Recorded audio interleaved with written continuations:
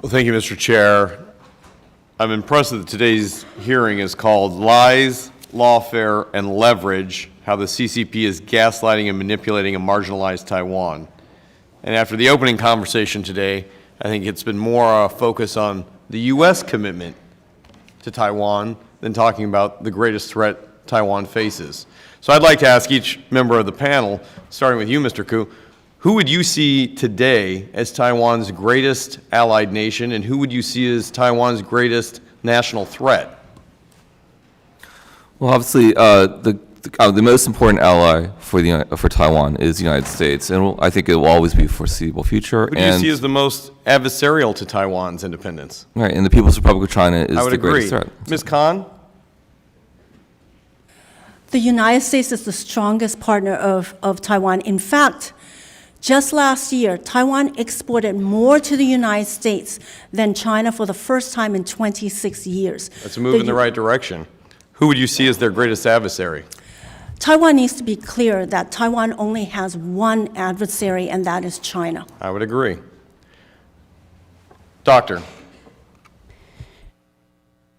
Taiwan's single threat and adversary is the People's Republic of China, and Taiwan's most important partner is the United States, and we're all grateful to Congress's commitment to keep it that way. And I concur. Congress helped forge this alliance, and it is an alliance that Congress must help continue to move forward on behalf of not just two great countries, but on behalf of a shared history of both the American and Taiwanese people. When the CCP has the ability to challenge Taiwan, it's not just in the kinetic space, it's in the non-kinetic space. When I served in the U.S. Air Force and flew operations and took action here, we saw directly what the Chinese were capable of, and it wasn't just what they could fly against us, it's how they operated from everything from the internet to communications. In one such event, we ran a counter-information operation against the Chinese, where the Chinese specifically targeted Taiwanese pineapple growers. They did it on the verge of an election. The entire intent was to punish ag producers in Taiwan in the lead up to prefecture elections. And they sanctioned those same growers, and as a result, guess what happened? Local elected leaders found themselves only winning if they were in support of mainland China.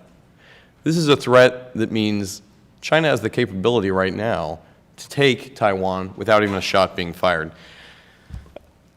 Dr. Rapp-Hooper, you talked about the economic side of this. Is the Taiwanese pineapple farmer an anomaly or a reality? Congressman, thanks for the question. I think what you're pointing to is something very significant indeed, and that is the PRC's ability not only to use economic coercion against Taiwan, but to use it on a targeted basis. In several election rounds running, we've seen the PRC target districts that were DPP strongholds, as you're indicating, with the intent of throwing support to the KMT. That's not only economic coercion, it's election interference, right?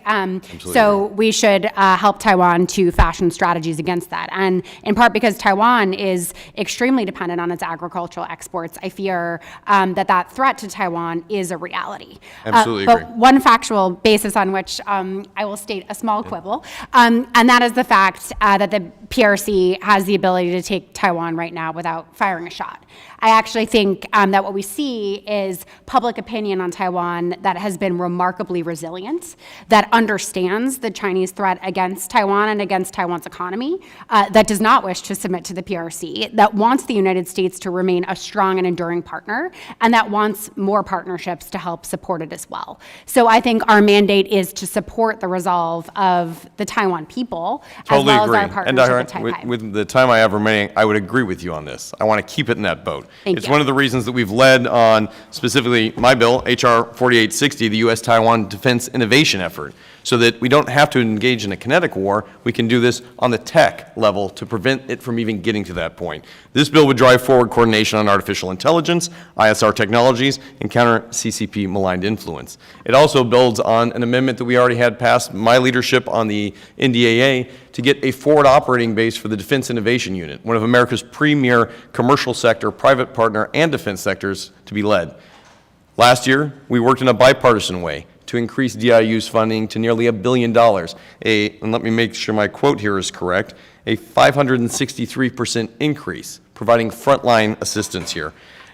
Ms. Khan, I know you've worked in this area as well. With my few seconds remaining here, would this help with shared technology as we lead a bipartisan delegation to Taiwan this April? The talk about defense innovation is critical, and it's critical for the United States with leadership such as yours to show Taiwan that the fast-changing technology in the world today is what Taiwan's opposition parties cannot ignore. And that's why they need to support the increase in defense spending, because there are military-industrial collaborations. Thank you very much. I yield my time.